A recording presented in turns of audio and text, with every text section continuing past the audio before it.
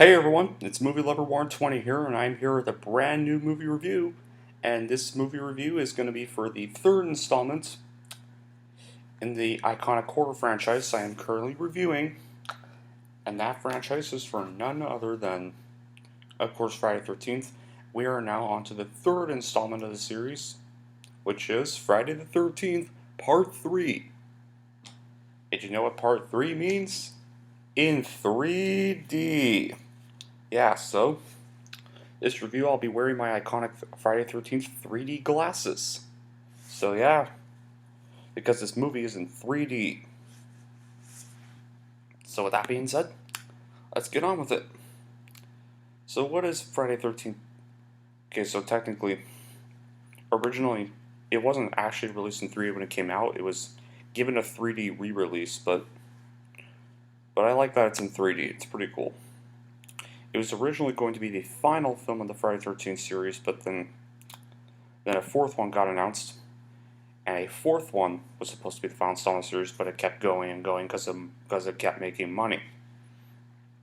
But with that being said, let's get on with the review. What's the film about? Well, the third installment in the Friday the 13th series picks up on the day after the carnage of homicidal maniac Jason Voorhees stealing some clothes and killing a local store owner.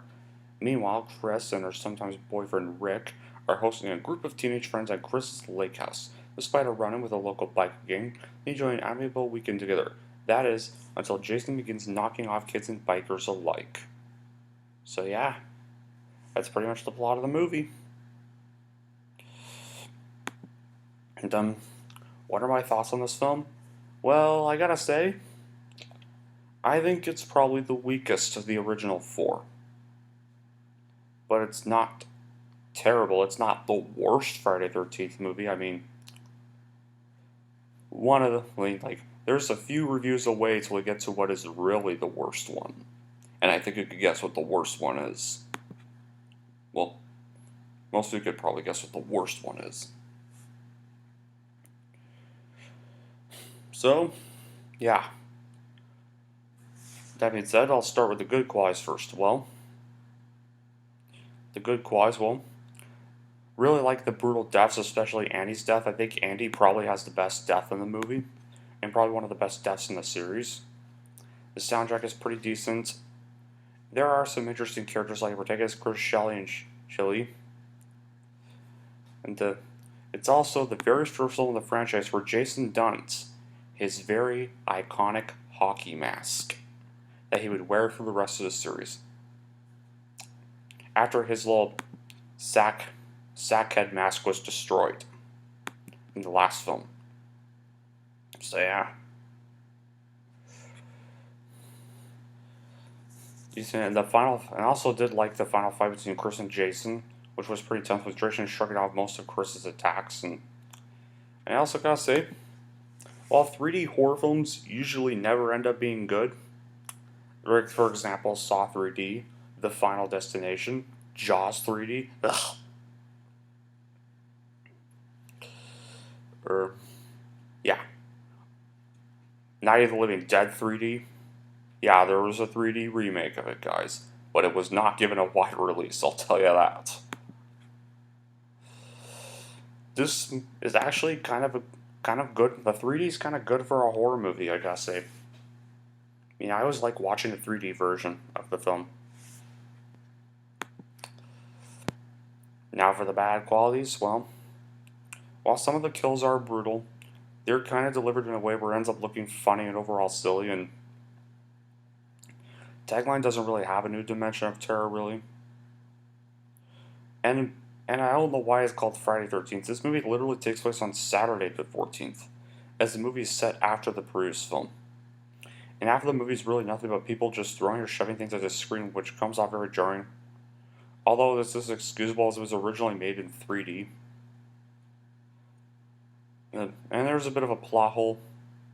Chris explains that she was attacked by Jason years earlier, and according to the flashback, Jason is literally shown wearing the same clothing wear as he does now, despite the fact Jason looks so different compared to the previous two films. Shockingly awful acting, such as this moment.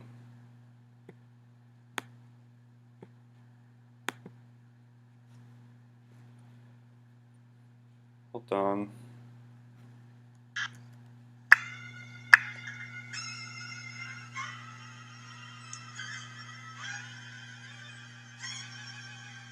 What's going on?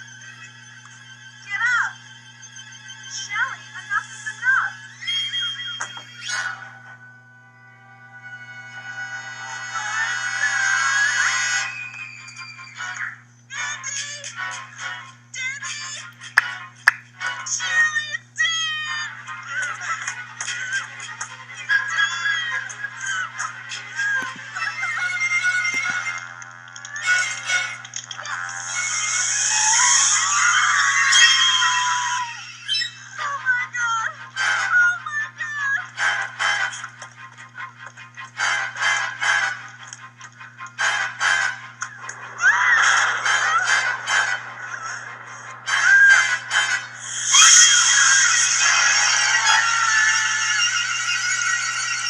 Alright, back to the review. So, while the soundtrack is good, it makes some scenes unintentionally amusing, especially when some of the soundtrack were recycled from the first one. The special effects didn't age well, especially the 3D effects, and the ending is literally repeated from the first one, but with the roles reversed. So yeah, that's kind of why this movie is probably easily the weakest of the original 4 films. Yeah, it's not one of the best Friday 13th movies. I mean, it's still a fine movie. I mean, it's still okay-ish. I mean, it's still better than some of the other sequels that come after Final Chapter, but yeah, but as a follow-up to after we got an even better part 2, the fact we got a way weaker part 3 is really, really disappointing, I gotta say. But I'd still recommend this movie if you are a Friday 13th fan.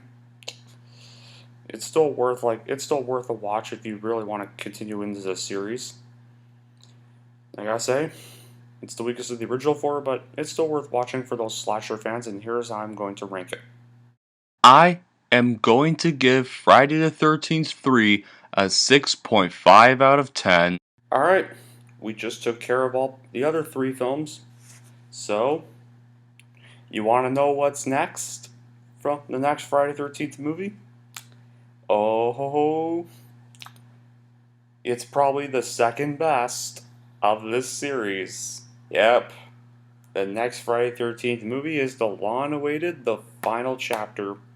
Well, it was supposed to be the final chapter, but Paramount wanted more money, so they made more sequels. Anyway. Well, unless it was probably just supposed to be the final chapter for Jason. But anyway, that will be next. Until then, that will be it for this review. Thank y'all for watching. If you like this and want to see more, and don't forget to like, subscribe to Movie Lover 120.